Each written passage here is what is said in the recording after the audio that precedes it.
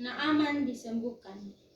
Naaman, panglima Raja Aram, adalah seorang terpandang di hadapan tuannya dan sangat disayangi, sebab oleh dia Tuhan telah memberikan kemenangan kepada orang Aram. Tetapi orang itu seorang pahlawan tentara sakit kusta.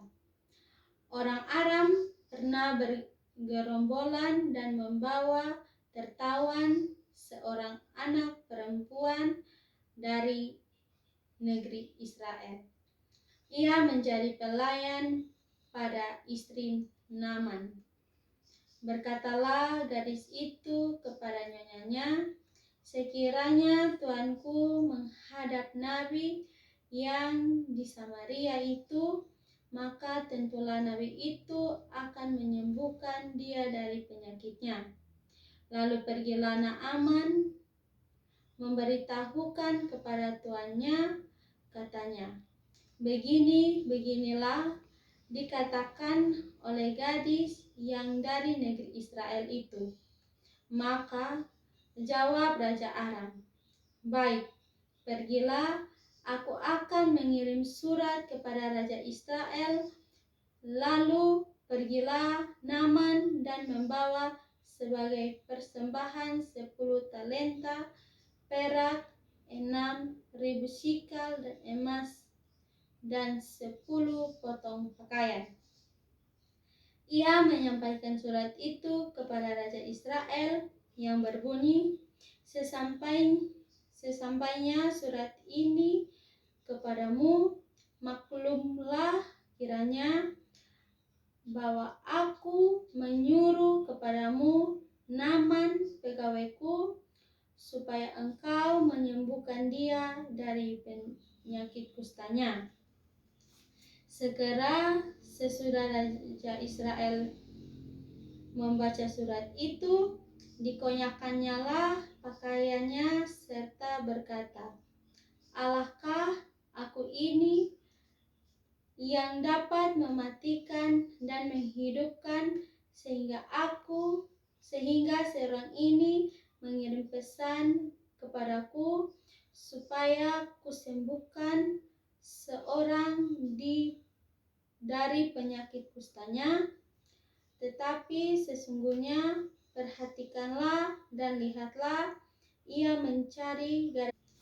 Segera sesudah Raja Israel membaca surat itu, dikonyakkannyalah pakaiannya serta berkata, Allahkah aku ini yang dapat mematikan dan menghidupkan, sehingga seorang ini mengirim pesan kepadaku supaya kusembuhkan seorang dari penyakit kustanya.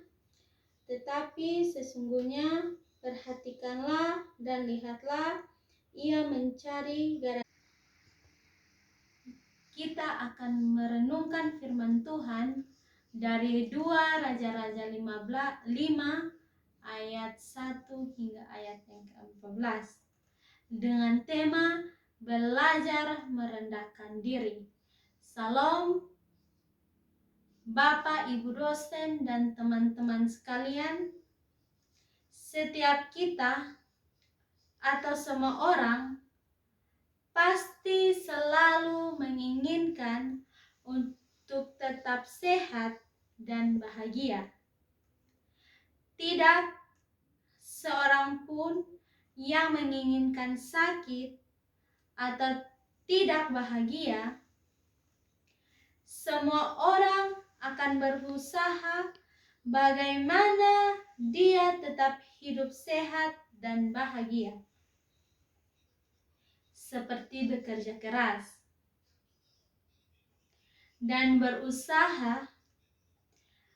Banyak dari kita tentu berpikir bahwa bekerja dan mempunyai kedudukan dan jabatan dan uang yang banyak, maka kita selalu bahagia. Bapak Ibu dosen dan teman-teman sekalian, pertanyaan bagi kita saat ini, bagaimana jika kita mempunyai segalanya seperti uang, harta, atau tahta? Kita harus mengalami hal yang tidak diharapkan, seperti tiba-tiba kita sakit. Seperti firman yang tadi kita sudah baca, Naam, panglima Raja Aram yang adalah seorang yang terpandang, harus mendapat penyakit kusta di zaman itu. Tiada obat yang mampu menyembuhkan penyakit kusta.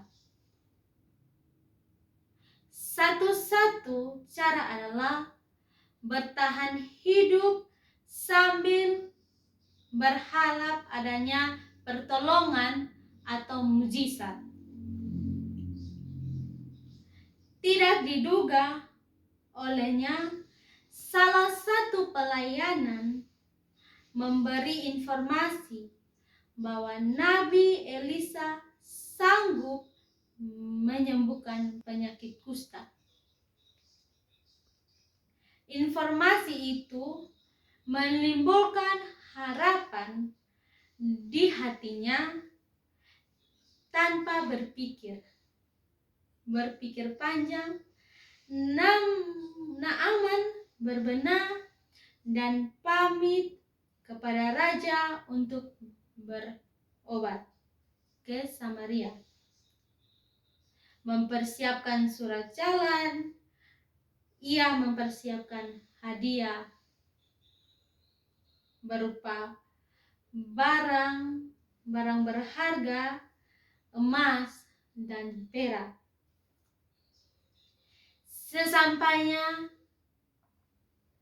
di rumah Elisa, bukan kesembuhan ilahi yang dia alami, melainkan kekesalan hatinya. Ternyata ia disuruh Elisa mandi di sungai Yordan 7 kali sebagai seorang yang terpandang dan terhormat. Naam merasa telah dihina oleh Elisa. Namun akhirnya ia mengikuti saran pegawai-pegawainya dan saran Elisa, yang akhirnya membawa Naaman mendapat kesembuhan. Bapak, Ibu dosen dan teman-teman sekalian, ketika kita merendahkan diri di hadapan Tuhan, maka ia akan mendapat anugerah yang besar. Oleh karena itu, marilah kita belajar dengan firman Tuhan yang tadi sudah kita dengar. Kita mau terus merendahkan diri di hadapan Tuhan dan selalu berharap kepadanya. Allah memang memperhatikan kita, menginginkan kita untuk terus bekerja, namun ia tidak inginkan ialah ketika kita mendapat hasil kerja kita, ketika kita menjadi sombong dan tidak merendahkan diri di hadapan Allah. Oleh karena itu, dengan segala apa yang kita miliki, kita mau terus memuliakan Tuhan, mau terus berharap kepadanya, sehingga pada akhirnya kita berharap dengan situasi yang di luar dugaan kita. Ketika kita kehilangan harapan kita kepada Allah. Tetapi kita terus bersyukur kepadanya karena kita percaya Allah turut bekerja dalam situasi hidup kita. Rendahkanlah dirimu di hadapan Tuhan dan Ia akan menginginkan kamu. Ia akan memberikan segala kebaikannya kepada kita. Amin.